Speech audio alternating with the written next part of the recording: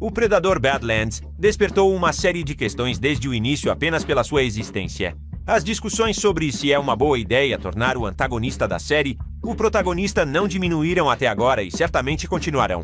Eu já vi o filme, por isso, nos próximos minutos, falaremos sobre ele sem revelar o enredo. Enquanto isso, podem escrever nos comentários o que acham do novo filme, se já o viram. Sim, e no final do vídeo discutiremos algumas questões do enredo e a ligação do Predador com a série Stranger Things, por mais ridículo que isso possa parecer. Começaremos pelo fato de que Badlands entrou no top 3 dos filmes mais bem avaliados da franquia, o que já é uma conquista e tanto. No entanto, vale a pena esclarecer que isso é segundo a opinião dos críticos, é claro. No site Rotten Tomatoes, apenas O Predador, a Caçada e a antologia Killer of Killers estão acima. É interessante notar que todos os 3 projetos foram criados por Dan Trachtenberg, ou com a sua participação ativa. Aqui nem tudo é tão linear se analisarmos bem, porque A Caçada, por exemplo, não se tornou o favorito dos fãs da franquia, dividindo-os em 2 campos. Por isso ainda é cedo para chamar o filme de sucesso agora. Quanto a Badlands, inicialmente as classificações dos espectadores comuns são exclusivamente positivas, mas estas são apenas as primeiras e críticas após literalmente alguns dias.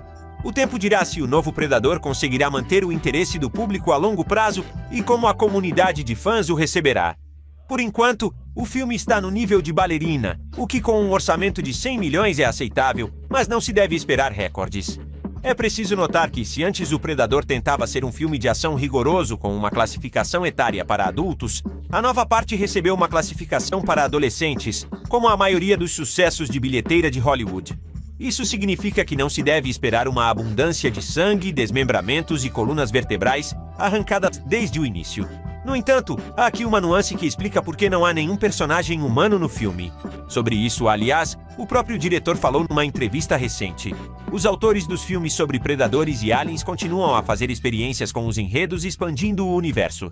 O Predador Badlands tornou pela primeira vez o Predador o protagonista, e Alien Earth trouxe o xenomorfo para o nosso planeta. O fato é que a classificação para adolescentes é importante para qualquer filme, porque objetivamente expande as possibilidades de exibição e, consequentemente, as receitas de bilheteira. Mas O Predador é um filme sobre um caçador que leva crânios de oponentes mortos como troféus. No entanto, as restrições quanto à exibição de sangue e membros arrancados aplicam-se a pessoas, enquanto no filme não há nenhuma. Já pelo trailer ficava claro que no planeta remoto existem apenas sintéticos, o próprio Yautja e a flora e fauna locais. Por isso não precisam de se preocupar com o fato de a nova parte ter ficado infantil. Nesse aspecto, o filme está bem. Quanto ao filme em si, os jornalistas realmente não exageraram. O diretor conseguiu um filme de ação futurista com uma grande quantidade de ação, alguns momentos engraçados e um enredo simples. Dificilmente o filme pode competir pelo título de blockbuster de maior sucesso, mas cumpre a sua tarefa no geral. Pelos trailers já se percebia que nos espera um Predador completamente diferente. Não é aquele Yautja mortal com o qual nos habituamos a associar a franquia, quando a principal ameaça de todos os filmes se torna de repente o herói central, ou é um sucesso total ou um fracasso. Tal decisão irá sem dúvida dividir os fãs. Embora muitos tenham boicotado o filme antes mesmo do lançamento, porque não apreciaram a abordagem do diretor. Agora é possível simpatizar com o protagonista Deck e é possível entender o seu desejo de matar o Predador Supremo e, ao mesmo tempo, vingar-se. Com isso, a percepção do Yautja torna-se completamente diferente. Claro, revelam-nos um pouco a estrutura do clã, mostram o valor ou, pelo contrário, a indiferença ao conceito de família, demonstram de passagem novo armamento, um planeta mortal e dão dicas de um crossover. Mas este é um outro tipo de cinema, no contexto do qual até A Caçada parece agora um excelente representante da franquia. O Predador é agora um pária que parte numa viagem com o objetivo de provar que é digno do seu clã, conhecendo pelo caminho um androide da Weyland-Yutani e outras criaturas. O desfecho do filme pode ser previsto logo no minuto 20, embora isso não atrapalhe via visualização, porque em linhas gerais já era compreensível pelos trailers. A principal intriga do enredo consistia em saber se o Predador Supremo é realmente aquele monstro que o trailer mostrou, ou se estamos a ser enganados, e na verdade se tratava de um xenomorfo. Não vamos revelar o enredo aqui, mas diremos apenas que a presença da Weyland-Yutani no planeta sente-se de forma bastante forte. Aliás, o crossover que paira no futuro previsível também explica por que Badlands faz do Yautja o protagonista. Afinal, se os aliens são assassinos ideais que sobrevivem em quaisquer condições e não possuem traços sociais desenvolvidos, os predadores são exatamente o oposto. Por isso, em caso de confronto, o espectador deve simpatizar e entender, e o Yautja serve muito melhor para esse papel. É preciso dar crédito ao diretor pelo fato de o filme não se ter transformado num blockbuster totalmente típico. Há humor aqui, mas não é O Predador de 2018, quando tentaram carregar o filme todo com isso. Os momentos engraçados ficaram apropriados, organicamente inseridos na história e sem piadas constrangedoras. A ação ficou normal para os padrões do gênero, mas é difícil chamá-la de inventiva ou memorável. No momento vê-se muito bem, mas ao sair do cinema dificilmente algo ficará tão gravado na alma que se queira rever. Os gráficos de computador, aliás, também parecem seguros, e não foram notados momentos de má qualidade. O planeta está desenhado de forma interessante, os locais mostrados são variados, assim como a quantidade de predadores locais, que não se importam de se deliciar uns com os outros. A atuação, a propósito, também não levanta questões especiais. Elle Fanning realmente carrega cada cena. E, em geral, sente-se maravilhosamente bem neste papel. Lembramos que ela interpreta dois personagens de uma só vez, que ficaram absolutamente diferentes. O mérito disso não é apenas dos maquiadores, mas também da atriz, a quem os críticos elogiaram com razão. O próprio Yautja ficou realmente demasiado humanizado. Já não se sente aquele temor diante dele como diante de outros representantes da sua raça. É ainda um jovem inexperiente que pode mostrar emoções e até brincar. O quanto isso é bom ou, pelo contrário, mal, é difícil avaliar inequivocamente. Em algumas cenas parece orgânico, mas se olharmos para a história da franquia como um todo, é, antes, incomum.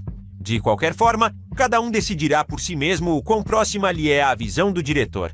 Quero mencionar separadamente a língua Yautja, que não ouvimos frequentemente nos filmes. Não a traduziram para inglês nem a dobraram, mas decidiram limitar-se a legendas. Porque se Dec falasse livremente, isto quebraria definitivamente a percepção dos predadores. Agora, se de repente um espectador cair acidentalmente numa sessão e não tiver visto nem ouvido nada antes, muito provavelmente gostará de Badlands. É um filme de ação animado com um protagonista incomum e companheiros marcantes. No entanto, para os fãs da franquia, a nova parte não será sentida como tal, porque o filme parece ter o objetivo de conquistar um novo público. Oferecem-nos um olhar fresco, revelam a estrutura interna dos predadores, mas ao mesmo tempo mudam radicalmente a imagem canônica do personagem. O que é interessante é que James Cameron apoiou a ideia inicial do filme, dizendo que tal jogada ousada poderia funcionar. Essencialmente, ele próprio fez algo semelhante nos anos 80, quando transformou o vilão principal do primeiro, O Exterminador do Futuro, no herói principal da continuação. E isso realmente mudou a percepção do filme e deu-nos um personagem de culto. Cameron, aliás, já elogiou a versão final de Badlands, observando que Trachtenberg lidou bem com a tarefa atribuída. Mas se tal troca de papéis funcionará com o Predador, honestamente é discutível por enquanto. No momento, o futuro da franquia permanece suspenso. Aparentemente, nem o estúdio tem a certeza de quão bem-sucedido será este experimento. Apesar da dica óbvia de continuação na última cena, o estúdio decidiu fazer uma pausa para avaliar o quanto a visão de Trachtenberg agradará aos espectadores. Ainda não houve anúncios oficiais sobre as próximas partes, e tudo dependerá das receitas finais do filme. De qualquer forma, aconselhamos ver Badlands para formarem a vossa própria opinião sobre se gostam dessa imagem do Yautja ou se o estúdio seguiu mesmo pelo caminho errado. E agora algumas palavras para aqueles que já viram o filme e não têm medo de spoilers. Começaremos, claro, pela questão dos xenomorfos. Apesar da declaração de Trachtenberg de que não se devia esperar um crossover, a esperança permaneceu.